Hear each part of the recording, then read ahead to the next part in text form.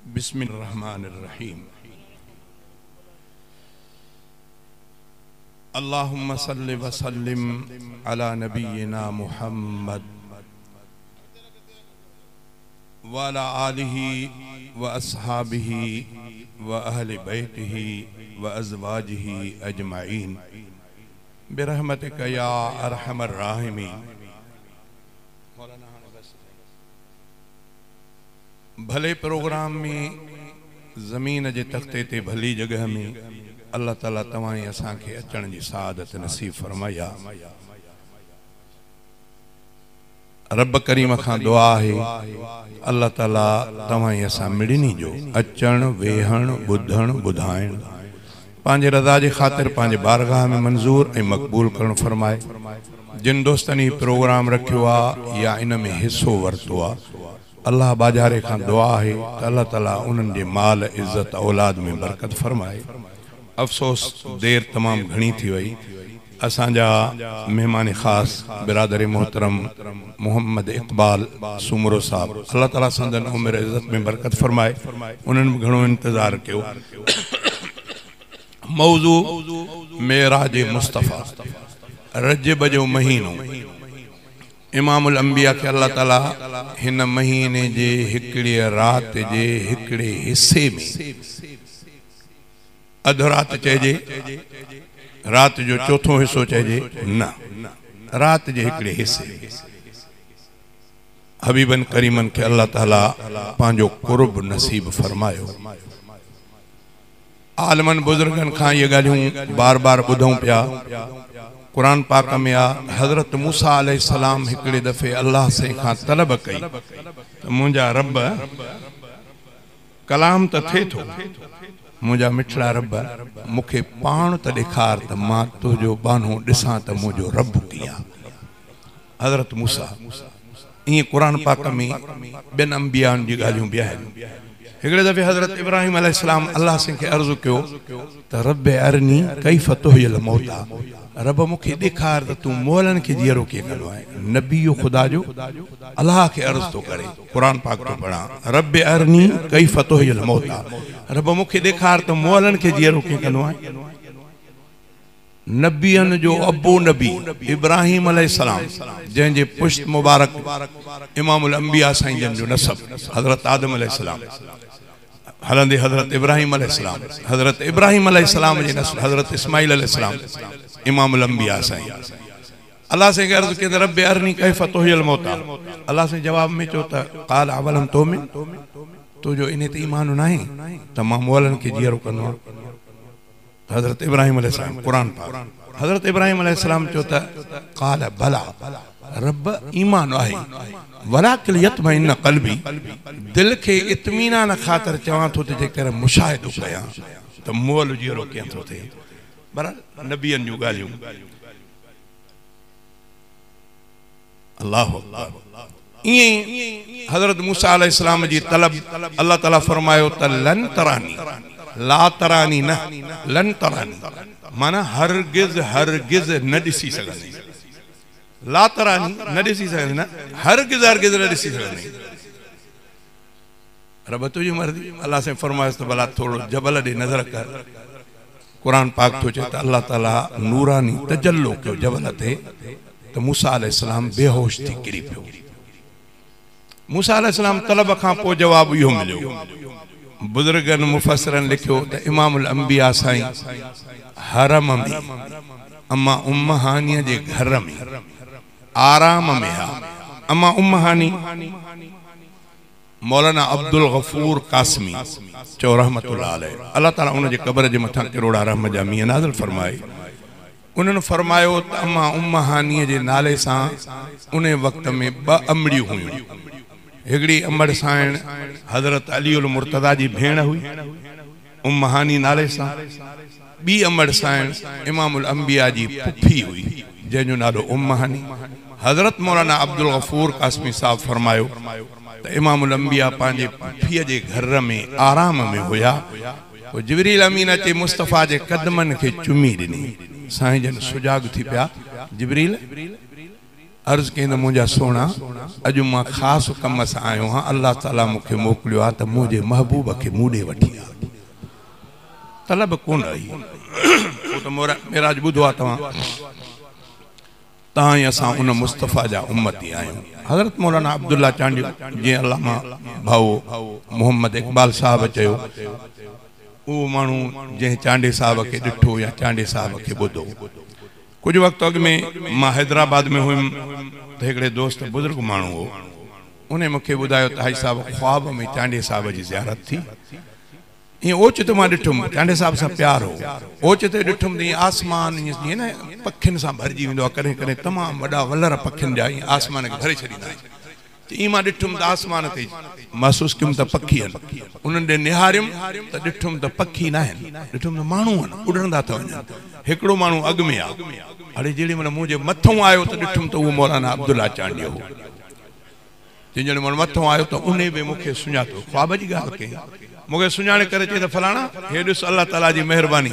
4 लाख मानू छडायूं करे जन्नत ले वरतियूं थी वञा यो मौलाना अब्दुल्ला चांडियो हजरत से बेर वारन दे मनसूब गाल आहे मां न बुधम पर किन दोस्तन मुखे बुधायो हजरत साईं फरमायो तो मुखे रब में यह उम्मीद आ त जगरे चांडे साहब जी कब्र के खोलिंदो तो वो लाश चांडे साहब जो इते न हुंदो अल्लाह ताला महबूबन करीमन जे शहर मदीनतुल मुनव्वरा खणायो हुंदो ये गालियों बुजुर्गन जो पांजी जाए थे उन्हें चांडे साहब मेराज नामो लिखियो बी गाल एकड़ी अजीब बुधाया कदे कदे असा जा नौजवान अल्लाह ताला सभिनी के खुश रखे अगे खां हाणे इल्म में तरक्की घणी आ कदे कदे पुराणन ते एतराज करे वजंदा आहिनि मां दोस्तन के मुअद्दबाना गुज़ारिश कंदो आहियां त पंहिंजे वॾनि ते एतराज न कयो वॾनि ते एतराज न कयो वॾनि जो कुछ चयो आ उहे तक़वा में तहां असां खां वधीक हुया उहे इल्म में तहां असां खां वधीक हुया उहे परहेज़गारी में तहां असां खां वधीक हा इखलास में अमल में वधीक आ तंहिंजे करे जेतिरो थी सघेव तहां खे ॻाल्हि सम्झ में न अचे त ॿियनि आलमनि सां शेयर कयो तहफ़ुज़ कयो उमालक हमलो न कयो त इन आलिम असांजे वरी ग़लति कयो न करे करे मलफूज़ात ते बि एतराज़ थींदा आहिनि तंहिंजे करे फौरन इहा इजाज़त दोस्तनि खे न हुजणु खपे त पंहिंजे वॾड़नि जे लाइ ईअं शुरू थी वञनि तंहिंजे करे पाण खे सम्झ में अचे त ठीकु आहे न अचे त कंहिं वॾे आलिम सां मशवरो करनि कान का तावील कान का तोजी कढिजे उमालक फतवा वारो कलम न हराइजे अल्लाह खां दुआ आहे त अल्लाह ताला सम्झ अता फरमाए मौलाना अब्दुल्ला चांडियो अल्लाह ताला उनके कब्र जे मथा करोड़ा रहम जा मीना नाज़िल फरमाए बिरादर मोहतरम अब्दुल गफूर साहब जन जो वालिद मोहतरम जनाब हादी बख्श मरहूम अल्लाह ताला उनके कब्र जे मथा में करोड़ा रहम जा मीना यार सच्ची गाली आ त ये गले करे करे अजीब गाली हुंदियूं बिरादर मोहतरम जो मौत किया थियो वुज़ू करे मस्जिद जो दरवाज़ो लाए ताले के हिं रखन पिया ओ हिन में दरिया जे शीख में उन्हें में को बिजली जी तार बदले करंडो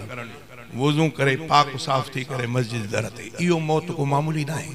ये कहीं किस्मत वारन के ये मौत नसीब थी ना सजी जिंदगी हबीबन करीमन जी तारीफ बयान कई मुखे भी रब में उम्मीद आ अल्लाह ताला असा जे पोरे के अजायो न कंदो मुझी जिंदगी में इं आया कुछ वक्त तक में साईं जे मदरसे जो शेखुल हदीस चन्नो साहब मौलाना अब्दुल हई ना शेखुल हदीस चन्नो मां उते घोट के जा मां हुम गड बैठा से गालन तो गालियों निकियूं मां कुछ शेर बुधायम उन्हें पुराने आलिम के मौलाना अब्दुल हई मौलाना कोराई साहब जो शेर हो अब्दुल करीम कोराई रहमतुल्लाह अलैह उन्हें जो शेर जा बोल होया इमामुल अंबिया जे तारीफ में न चया छा चो हुई इमामुल अंबिया जे तारीफ में चो हुई त तो न तलबियो हो हबीबन करीमन सा मुखातब थी तो चए तो न तलबियो हो सुलेमानी तख्त नगी सैता सुलेमान अलैहिस्सलाम वारे तख्त नगीन जी तलब अल्लाह को न कही चे हालांकि कयो हां अल्लाह दी जे आलमन को बुधो त अल्लाह ताला ओद जबल जे ला फरमायो तो वो चवे तो मा सोनो करे पर साईं जन फरमायो त नमो जा मिठा रब मुखे मिस्कीनी पसंद आ मिस्कीनन सा गड हो जा मिस्कीनन सा उठा हबीबन करीम मौलाना फरमायो तो न तलबियो हो सुलेमानी तख्त नगी मरहबा फाके फकर मंज गुजारण वारा मरहबा फाके फकर मंज गुजारण वारा ॿुधो अथव आलमनि खां त इमाम लंबिया खंदक वारे मैदान खंदक वारनि ॾिहाड़नि में खोटींदे खाई खोटींदे उन में साईं जन भी पंहिंजो हिस्सो ॿियनि वांगुरु खयो जीअं ॿियनि साहिबनि हिसा कया हिसा हिसा हिसा हेतिरा त इमाम लंबिया भी पंहिंजो हिस्सो साईं जन भी पंहिंजे हथनि मुबारकनि सां खोटराई पई कई खंदक जी हिकिड़ो साहिबी सुवारो आयो साईं जन अर्ज़ु कई त मुंहिंजा सोना तव्हांजे इश्क में अल्लाह ताला असां को हर शयूं भुलाए छॾियूं सला अल्लाह तव्हांखे सलामत रखे सोना मूंखे 2 ॾींहं थिया आहिनि बुख मूंखे बेहाल करे विधो पर मां तव्हां खां परे वञण खे पसंदि नथो कयां ईअं चोलो मथे करे इमाम लंबिया खे ॾेखारियईं त मां साईं हिन पत्थर खे पंहिंजे पेट ते ॿधो अथमि त जीअं वज़न थी पए मुंहिंजो पेट बुख जे करे मां बेहोश न थियां किरी न पवां साईं जन उन ॾे निहारे फरमायो त पुट मथां तूं चईं त तव्हांजो अॻुवाण पंहिंजे मुंहं सां खाईंदो हूंदो पाण साईं जन जो चोलो मुबारक मथे कयो साहिबी सुवारो फरमाए थो मूंखां दाह निकिरी वई इमाम लंबिया जे पेट मुबारक सां 2 पत्थर ॿधल उस्ताद अब्दुल हय्य घोटो अल्लाह ताला उन्हनि जे क़बर जे मथां करोड़ा रहमत जा मींहं नाज़िल फरमाए इहो बयान कयूं त जॾहिं इहा शइ हज़रत जाबिर रज़ी अल्लाह ताला अन्हु ॾिठी त इजाज़त वठी करे साईं मां घर ॾांहुं थी अचां साईं जन इजाज़त ॾिनी तकिड़ो तकिड़ो घर में वियो पंहिंजे घरवारीअ खे चई त अॼु मां इमामुल अंबिया जे पेट मुबारक ते 2 पत्थर बुख जे करे ॿधल ॾिसी आयो वारो कर कुझु घर में आहे अमर सुवारी चयो त तूं त घर खां वाक़िफ़ आहीं ॿियो त मुंहिंजे घर में कुझु कोन्हे 3.5 सेर जवन जा पिया पोइ जेकॾहिं तूं दिलि ॿधी साईं जन खे वठी त मां पीहीं थी वठां जल्दी साईं जन खे मानी हज़रत जाबिर थो चए त मूंखे ख़ुशी थी त 3.5 सेर मुंहिंजे घर में जवन मां घरवारीअ खे चयो त हिमत कर पीउ वटि मां नंढो हिकिड़ो शेलो बीठो उनखे सीर ॾिनमि उनजी खल लाहे गोश्त खे देगिड़े में विधुमि तकिड़ो तकिड़ो हाणे अञा उड़े नथो वञा हेॾे घर में इहो मामिलो घरवारीअ खे चयुमि त तूं पीउ वटि अटो त मां इमामुल अंबिया जे ख़िदमत में वञी अर्ज़ु कयां त साईं अॼु मुंहिंजी दावत उस्ताद अब्दुल हई साहब फरमायो त हज़रत जाबिर तकिड़ो तकिड़ो वियो पर अमर साईं घरवारीअ चयोसि त ख्यालु कजां साईं जन खे ॾस जा सही त असां वटि हेतिरी गुंजाइश आहे हज़रत जाबिर तकड़ तकड़ में सिधो इमाम लंबिया जे ख़िदमत में मुंहिंजा साईं मां इहा तव्हांजी कैफ़ियत ॾिठी मूंखे साईं ॾाढो सदमो पहुतो आहे मां साईं घर वियुमि उते घर मुंहिंजे में 3.5 सेर जवन जा मां घरवारीअ खे चई आयो आहियां उहा झंड ते पीहे थी हिकिड़ो नंढो शेल हो उनखे कुठो अथमि उनखे देगिड़े में विझी करे बाहि ते पचाइण जी कोशिशि कई अथमि हाणे मां तव्हांखे अर्ज़ु करणु आयो आहियां त मुंहिंजा सोना अॼु मुंहिंजी दावत खाओ तव्हां 2 टे जेके साथी तव्हां सां गॾु हलनि इहो सामान आहे इमाम लंबिया फरमायो त जाबिर 3.5 सेर हा साईं नंढड़ो शेलो हा साईं पाण फरमायो त ठीकु आहे त हज़रत जाबिर चए थो त मां साईं जन खे अर्ज़ु कयुमि त साईं जेतिरो तव्हां मुनासिबु सम्झो हज़रत जाबिर खे पाण फरमायो त तूं वञो इहो देगिड़े खे बाहि तो लाहिजो न ऐं अटो जेको आहे उहो ॻोहिजो न जेसिताईं मां मुहम्मद करीम अचां हज़रत जाबिर तो चए त मां इहो न्यापो जो मिलियो त अॻिते थियुमि त हेॾे साईं जन ऐलान फरमायो त अॼु जाबिर जी दावत आहे सॼी संगत जी ऐं हुया केतिरा किन लिखियो आहे त उहो 1000 साहिबनि जो किन लिखियो आहे त 1500 साहिबी हुया हज़रत जाबिर तो चए त मूंखां दाह निकिती त हे कीअं माजरा आहे मां त साईं जन खे चयुमि बि सही पर हाणे साईं जन जी मर्ज़ी मां तकिड़ो वरी घर ॾे आयुमि हाणे पिछे मां परेशानी मूंखे वधी वई आयुमि अचे घरवारीअ खे चयुमि त साईं जन खे मां अर्ज़ु कयुमि पर साईं जन त सॼी जमात खे दावत ॾिनी उन बीबी साहिब पंहिंजे मुड़ुस खे चयो त तूं साईं जन खे ॾसियो सयूं चयो मां ॾसियुमि चयो ॾसी त बसि साईं जन ॿुधो आहे नी पोइ अलाह ॼाणे रसूल ॼाणे तूं पंहिंजो कमु कर पर चए साईं जन हीअं फरमायो चयो असां इंतज़ारु था कयूं हज़रत जाबिर तो चए त मां उहो देगिड़ो बाहि ते रखियो घरवारीअ जल्दी अटो पी वरितो साईं जन आया पाण फरमायो त किथे आहे तव्हांजी भाॼी साईं हीअ भाॼी देगिड़े में अटो किथे आहे साईं हे आहे पाण पंहिंजो लोहा मुबारक उन देगिड़े में विधऊं ऐं पंहिंजो लोहा मुबारक अटे में विधऊं पाण फरमायो त हाणे ॿियनि पाड़े जी मायुनि खे बि सॾु करे वठो त मानी पचाईंदा वञनि ऐं उहे औरतूं साईं जन फरमायो हा हज़रत जाबिर तो चए त साईं जन 10 जी टोली ठाहे करे साईं जन भाॼी कढंदा पिया वञनि मानियूं अचे ईंदियूं पियूं वञनि तॾहिं मूंखे ख़बर पई जॾहिं सॼो लश्कर खाई ड्रॉ करे वियो अञा जो निहारियमि त देगिड़ो उअं ई भरियल आहे मानी मुंहिंजे घर में उअं ई उन इमामुल अंबिया जा तव्हां असां उम्मती आहियूं सच इहो आहे चांडे साहिब जो शेर अधु कलाक जो शेर मुंहिंजी बि जवानी हुई मूंखे हाणे नंढड़े पंहिंजे ॿुधायो त उहो तव्हां शेर 2000 में चयो आहे घणे 2000 हाणे घणा आहिनि 22 माना 20 साल 22 साल ज़ाहिर 22 साल में मूंखे बि कुझु कुवत हूंदी सैयद रफ़ीक अहमद शामरोटी अल्लाह ताला उन्हनि जो उमिरि इज़त में बरकत फरमाए अल्लाह ताला उन्हनि जी हयातीअ में बरकत फरमाए उन्हनि वरी के ॻाल्हियूं उहे जेके हज़रत साईं चांडे साहिब मेराज नामे में बयानु न कयूं साईं कोशिशि करे वरी उहे शयूं लिखियूं उहो ॻाल्हि बन मां 2009 में वो 2009 में चयो आहे वो 2000 में चयो आहे हुनखे 22 साल ऐं हुनखे तॾहिं ही जवानी। हाणे जो मां उहो ॿुधां पियो त मूंखे पाण खे हैरत पई थिए त मां कीअं ॻाए वियो आहियां अध कलाक जो शइ साईं। हुनखे सोचे सम्झी अॼु बि मां कोशिशि कई आहे। भाऊ ज़मीर अहमद मूंखे चयो साईं, पर अफ़सोस आहे त मां हुन सां हा करे वेठुमि। अफ़सोस इन जे करे कयां थो त हीअ सीज़न इन शेर ॻाइण जी कोन हुई। काश इहो शेर ॻाइजे हा जॾहिं के प्रोग्राम न हुजनि। हींअर जलसनि जी भरमार एतिरी आहे। साईं गुलाम अल्लाह साहब खां पुछो त मां अॼु मुंहिंजा प्रोग्राम 6 हुया। घणा बा 6 प्रोग्राम। मां भी इंसान हाँ, मूं में उहा हाणे हिम्मत न रही। हर रोज़ 5-6 कॾहिं 7 ईअं प्रोग्राम मां ॻणियमि, कॾहिं कंहिं में 4 ईअं बि आहिनि। मां कुछ ॾींहं अॻु में जनवरी जे महीने में फरवरीअ जा छड़ो प्रोग्राम ॻणियमि वेही त केतिरा मां डायरीअ में लिखिया आहिनि, केतिरनि खे जवाबु ॾिनो आहे। डायरीअ में जेके मुंहिंजा प्रोग्राम लिखियल आहे उहे 130 प्रोग्राम। 28 ॾींहंनि में 130 बा। हाणे मां काॾे वञा? हे साईं खे चवां जनवरीअ जा ॻणियासीं उहे तॾहिं हुई जनवरी शुरू हुई, उन में ॻणियासीं त उहे बि तक़रीबन 77 खां मथे हुया। पर पोइ बि उन जनवरीअ में वधी विया प्रोग्राम, उहे बि 100 ते पहुता। पोयों मथो मार्च जो महीनो। ईअं का राति को ॾींहुं वांदो न आहे। छो वांदो न आहे? छो वांदो हुजे? पंहिंजी सना, पंहिंजे महबूब जी सना, पोइ छो असांखे वांदो छॾींदो? सच इहो आहे, मां पंहिंजे रब खां इन ॻाल्हि ते ख़ुशि आहियां त अल्लाह ताला मुंहिंजो इंतिखाब कयो। नंढड़े खां वठी 1969 खां वठी मुंहिंजी शुरूआत आहे इन फन में। इन विच में छा थियो हूंदो, छा मामला हूंदा,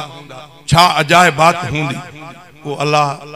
पंहिंजे हिफ़ाज़त सां हलाए पियो। मां रब खां ख़ुशि आहियां। सोणे अली उल मुर्तदा चयो, साईं जन फरमायो त रज़ीना क़िस्मत अल जब्बार फीना लना इल्म वलिल जुहाल मालू फ़इन्नल माल यफ़नी अन क़रीबिन व इन्नल इल्म बाक़िन ला यज़ालू। सोणे हैदर करार फरमायो त मां पंहिंजे अल्लाह जे रज़ा ते, तक़दीर ते, वरासत ते राज़ी आहियां जो अल्लाह असांखे इल्म ॾिनो आहे, जाहिलनि खे माल ॾिनो आहे। जाहिलनि जो माल अन क़रीब ख़तमु थींदो। अल्लाह असांखे जेकी नेमत ॾिनी आहे इहा ख़तमु थियणी कोन्हे का। सो असांखे बि जेकी रब पंहिंजी महिरबानीअ सां नेमत ॾिनी आहे उहा यार ख़तमु थियण जी कोन्हे। भला मूंखे इन खां वधीक ख़ुशी कहिड़ी हूंदी जो राति जो मां निंड में हुजां ऐं मूंखे ईअं सॾु थिए स्टेज ते त इमदादुल्लाह पुटु अच बा मौलूद ॻाए, हा न, मां स्टेज ते हुजां कंहिं अल्लाह साईं जे तारीफ़ में हमद ॻायां या हबीबन करीमन जे तारीफ़ में का नात ॻायां त जेॾी महिल जाग थींदी हूंदी त मुंहिंजी कैफ़ियत छा हूंदी। अल्लाह को दुआ थो कयां त अल्लाह ताला मूंखे अॻिते बि इख़लास सां मालामाल करे। सच इहो आहे त हाणे मां चवण जे मूड में कोन आहियां, पर बिरादर बि चयो, भाऊ ज़मीर बि चयो, छा कयां? कोशिशि कयां थो जेके 2-3 मिसरा। हदीस में ईंदो आहे त ग़ालिबन लफ़्ज़ आलिम सुवारो जे कुल्लु अमरिन ज़ी बालिन लम युबदा फीहि बिस्मिल्लाह फहुवा अक़तौ व अबतर। साईं जन फरमाया त जेको कमु शुरू कजे थो अल्लाह जे हमद खां या बिस्मिल्लाह खां सवाइ शुरू कजे थो उहो रहमत खां ख़ाली हूंदो आहे। तंहिंजे करे मां बि कोशिशि इहा कंदो आहियां त जॾहिं बि महफ़िल जी शुरूआत कयां त अॻु में अल्लाह जो हमद, पोइ इमामुल अंबिया साईं जी मदह ऐं सना। ॾाढो लुत्फ़ ईंदो जेकॾहिं मूंखे वक़्तु हुजे। छा कयां, मां ॾाढो थकल आहियां। अल्लाह खां दुआ थो कयां त अल्लाह ताला साईं मां काॾे वञा राति है ना कॾहिं कॾहिं मां दोस्तनि कॾहिं मुंहिंजे गले ते बि असरु थींदो आहे। पोइ दोस्त चवंदा आहिनि साईं तूं अचु बाबा, अचां त चवां कोन त सुभाणे चवंदो त आयो आवाज़ु न हुअसि त न अचे। सुभाणे ईअं चवंदो साईं न चवंदासीं। मां चयो अलाह करे त इन ते पका बीहो कंहिं महिल मां अचां चुप करे वेहां चवां त जेके घोर करणी अथव कयो। मां चयो ॾिसूं ईअं न कंदव, चवंदो त कुझु ॿुधाए। हाणे आहे त ईअं मसइलो। हाणे हिकिड़ो दफ़ो हबीबन करीमन ते दुरूद शरीफ़ पढ़ो। अल्लाहुम्मा सल्लि अला मुहम्मद व अला आलि मुहम्मद कमा सल्लैत अला इब्राहीम व अला आलि इब्राहीम इन्नका हमीदुम मजीद। अल्लाहुम्मा बारिक अला मुहम्मद व अला आलि मुहम्मद कमा बारकत अला इब्राहीम व अला आलि इब्राहीम इन्नका हमीदुम मजीद। दिल त तड़पंदी आहे त हर मौज़ू ते ॻाल्हायां। अॼु जेकॾहिं दुरूद ते मां ॻाल्हायां न त तव्हां बि हैरान थींदो। पर टाइम बसि एतिरो आहे। हदीस में ईअं ईंदो आहे त जंहिं माण्हू मुस्तफ़ा ते घणो दुरूद पढ़ियो, थोरो तवजो तमामु वॾी ॻाल्हि। जंहिं मुस्तफ़ा ते घणो दुरूद पढ़ियो अल्लाह साईं खां कुझु बि न घुरियो। जंहिं छड़ो दुरूद मुस्तफ़ा ते पढ़ियो अल्लाह साईं खां कुझु बि न घुरे। अल्लाह दुरूद जे बरकत सां हुन जे दिलि जूं जाइज़ दुआऊं पाण ई क़बूल करे छॾींदो। दुरूद एडी वडी शय तव साईं जन ॾिसो थोड़ो तवज्जो कयो साईं जन फरमाए जेको हिकिड़ो दफ़ो दुरूद तो पढ़े त अल्लाह खे एडो प्यारो तो थिए 10 दफ़ा रहमत नाज़िल थी थिए ईअं वेंदो त अञा मथे आहे बहरहाल बरकत वारो महफ़िल खे बणायोसीं क़ुरान पाक सां अल्लाह जी हमद सां दुरूदन सां पोइ बि मुंहिंजी दिलि घुरे थी त शेर सां बि शेर जी शुरूआत में मौलाना सुल्तान अहमद जो पुराणो शेर फलक अर्श कुर्सी ज़मी कहें बनाया सो अल्लाह अल्लाह अल्लाह वाह सवाल वरी उन जो जवाब ते फलक अर्श कुर्सी ज़मी कहें बनाया सो अल्लाह अल्लाह अल्लाह कर शुकुरसी ज़मी कहें बनाया सो अल्लाह अल्लाह अल्लाह फलक अर्श कुर्सी मिट्टिया मां आदम जो जिस्म कहें बनायो बिना पीउ जे पैदा ईसा कहें करायो फिरौन जे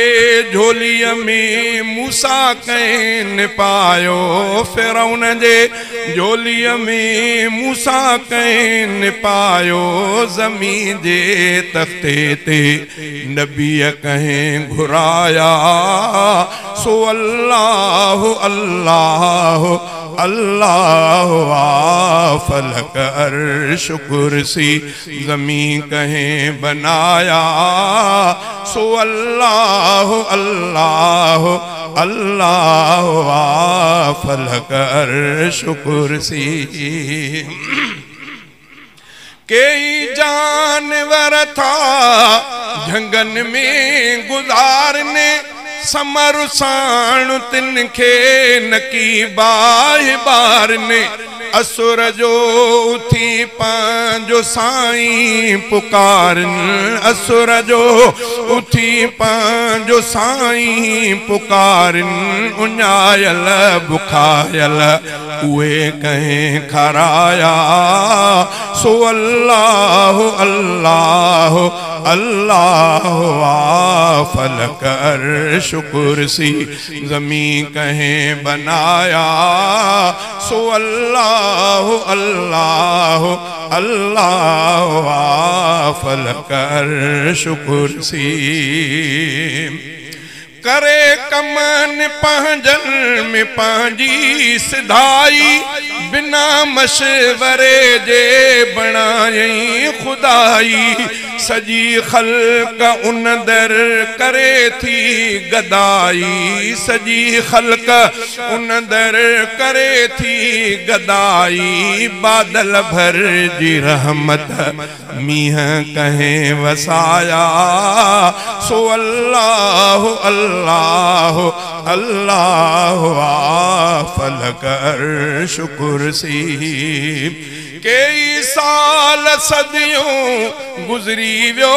ज़मानो बंदोबस्त सां थो हले कारखानो सायो कर्ज सुल्तान छॾे ॾे बहानो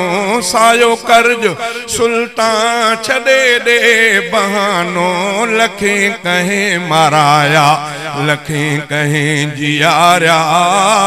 सो अल्लाह अल्लाह अल्लाह फलक अर्श कुर्सी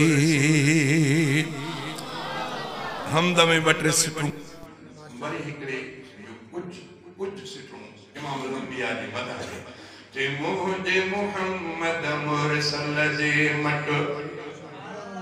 दुनिया में बियो थी दो केर मुझे मोहम्मद मुरसल जे मट दुनिया में बियो थी दो केर अर्श पे जंहिंजा पेर चुमिया हिन अहिड़े पीरीअ सां पुॼंदो केर अहिड़े पीरीअ सां पुॼंदो केर मुहम्मद मुरसल जे मट बाबा मूडे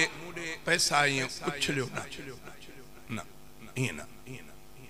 छो उछलींदो जेको माण्हू वरी ॿियो वरी टियों ईअं तव्हांजे 10 रुपयनि जे करे ईअं न कयो जेकॾहिं कंहिंखे ॾियणो हुजे त मां झलींदुसि कोन भाई उछलियो ॻाल्हि सम्झ में आई मुंहिंजे मोहम्मद मुरसल जे मट दुनिया में ॿियो थींदो केरु अर्श जंहिंजा पेर चुमिया हिन अहिड़े पीरीअ सां पुॼंदो केरु मुंहिंजे मोहम्मद मुरसल जे मट अॼु मां इमदादुल्लाह जे नाले सां तव्हांजे गोल मस्जिद पन्नू आकिल में आहियां हिकिड़ो वक़्तु उहो जो इमामुल अंबिया जे साम्हूं हज़रत हसान रिवायत में जो साईं जे हुक्म सां साईं जे मिंबर ते साईं जे हुक्म सां साईं जे चादर ते मुस्तफ़ा जी तारीफ़ साम्हूं वेही तो करे बोल हज़रत हसान जा मशहूर शेर कहिड़ो व अहसन मिन कलम तरक़त आईनी व अजमल मिन कलम तल दिन निसाउ खुलिक़त मुबर्रअम मिन कुल्ल ऐबिन कअन्नक क़द खुलिक़त कमा तशाउ आखिरी शेर छा खुलिक़त मुबर्रअम मिन कुल्ल ऐबिन महबूब अल्लाह तो के हर नुक्स को पाक करे पैदा किया कअन्नक क़द खुलिक़त कमा तशाउ अल्लाह तो के इए ठायो आ ॼण त जीअं तुझे दिल घुरियो पे अल्लाह महबूब तो के इए ठाए छॾियो आहे ते मुंहिंजे मोहम्मद मुरसल जे मट दुनिया में ॿियो थींदो केरु अर्श जंहिंजा पेर चुमिया हिन अहिड़े पीरीअ सां पुॼंदो केरु मुंहिंजे मोहम्मद मुरसल जे मट जंहिं दम दिल बर अर्श वयो हो चाह मजा रब हीअं चयो हो तूं ई पीरी महिमानो पहिरियों तोखां गे हित ईंदो केरु तोखां गे हित ईंदो केरु मुंहिंजे मोहम्मद मुरसल जे मट दुनिया में ॿियो थींदो केरु अर्श जंहिंजा पेर चुमिया हिन अहिड़े पीरीअ सां पुॼंदो केरु मुंहिंजे मोहम्मद मुरसल जे मट आलम जो सरदार बि हूंदे जन्नत जो सींगार बि हूंदे टे ॾींहं गुज़ारे बुख ते पेट सां पत्थर ॿधंदो केरु पेट सां पत्थर ॿधंदो केरु मुंहिंजे मोहम्मद मुरसल जे मट दुनिया में ॿियो थींदो केरु अर्श जंहिंजा पेर चुमिया हिन अहिड़े पीरीअ सां पुॼंदो केरु मुंहिंजे मोहम्मद मुरसल जे मट महशर महल सभई जिते ॾकंदा नफ़्सी नफ़्सी रसूल बि चवंदा महशर महल सभई जिते ॾकंदा नफ़्सी नफ़्सी रसूल बि चवंदा आदम चवंदो अहमद आणियो मूसा चवंदो अहमद आणियो कादिर सां ॿियो पुछंदो केरु कादिर सां ॿियो पुछंदो केरु मुंहिंजे मोहम्मद मुरसल जे मट दुनिया में ॿियो थींदो केरु मुंहिंजे मोहम्मद मुरसल जे मट चंद सिटूं साईं जन जे मदह मेहरान साउंड पनवाकिल अब्दुल समद सनी शेख 0306 27 43 893 हबीबुल्लाह कलवर 0303 24 44 554 हाणे बस